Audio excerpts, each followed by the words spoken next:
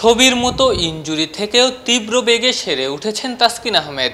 দলের আশা প্রথম ম্যাচ থেকেই ঢাকা এক্সপ্রেসের সার্ভিস মিলবে। মহা গুরুত্বপূর্ণ শ্রীলঙ্কা ম্যাচে টাইগাররা তাদের সেরা বোলারকে নিয়েই মাঠে নামবে। তাসকিন আজকে যে বোলিং করেছেন এবং যে ফিডব্যাক কিছুক্ষণ আগে আমি পেলাম, তো সেখানে আশা করা যাচ্ছে যে তার যে রিকভারি এবং তার যে আজকে পারফরমেন্স অ্যানালাইসিস, সে আন্দাজে আমরা আশা করতে পারি যদি অন্য কোনো ব্যাঘাত না ঘটে তাহলে 7 তারিখে তিনি শ্রীলঙ্কার সঙ্গে খেলতে পারবেন বলে সোফার আমরা মেডিকেল কমিটি থেকে ফিডব্যাকটা পেয়েছি সোফার। শরীফুলের ইনজুরির খবরও পুরনো। ভারতের বিপক্ষে প্রস্তুতি ম্যাচে ইনজুরিতে পড়া শরীফুলের বেলায়ও তাসকিনের মতোই শেষ সময় পর্যন্ত অপেক্ষা করতে রাজি বাংলাদেশ দল ম্যানেজমেন্ট। তাই হাসান মাহমুদকে ট্রাভেলিং রিজার্ভ হিসেবে দলের সঙ্গে আনলেও এখনই স্কোয়াডে অন্তর্ভুক্ত করবেন না নির্বাচকরা।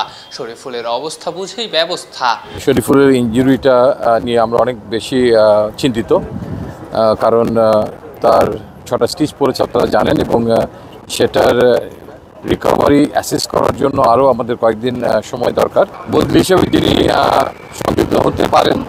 আমরা একজন পেস বোলার ক্যারি করছি আমাদের সঙ্গে, হাসানকে, তো সেটা আমাদের হাতেই আছে, কিন্তু আমরা শরীফুলকে পেতে আগ্রহী এবং তার অনেক কিছু নির্ভর করছে যে এই টুর্নামেন্টে আমরা কতদূর যেতে পারবো, সেটাও একটা হিসাবের ব্যাপার, এবং প্রথম খেলাটা সেখানে একটা বড় ভূমিকা রাখতে পারে তার ফলাফল। প্রাইম 2 ফাস্ট বোলারের ইনজুরির পাশাপাশি নির্বাচকদের আরেকটা চিন্তার জায়গা টপ অর্ডার ব্যাটিং। বিশেষ করে শান্ত সৌম্য লিটন একদমই সুবিধে করতে পারছেন না। ইউএসএ সিরিজেই ওপেন থেকে লিটনকে সরিয়ে দেওয়া হয়েছে। ভারত ম্যাচে খেলানো হয়েছে 3-এ।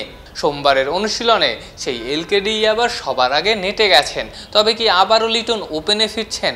তাকে জায়গা দিতে সৌম্যকে কি নিচে খেলানো হবে? আজকে করেছে বলেই তাকে 6 নম্বর ব্যাট করতে হবে তেমনটি নয়, তবে যে কোনো ধরনের কৌশলে টিম যেতেই পারে, যেটা নাকি মনে হবে যে শ্রীলঙ্কার বিপক্ষে এটা আমাদের একটা অত্যন্ত গুরুত্বপূর্ণ ম্যাচ। দুটি দলই কিন্তু ভাবছে যে তারা একটা এই টুর্নামেন্টের এই প্রথম খেলার থেকে মোমেন্টাম পেতে চায়, তো ইকুয়ালি দুটো দলই জয়ের আশা করছে। তো কাজেই তাদের বিপক্ষে আমাদের খেলতে গেলে নিশ্চয়ই আমাদের কিছু ভাবতেও হবে, এবং আমাদের সেরা কম্বিনেশনটার জন্য যা যা করণীয় আমার মনে হয় যে মাঠের বাইরে থেকে টিম ম্যানেজমেন্টের সেই প্রচেষ্টা থাকবে।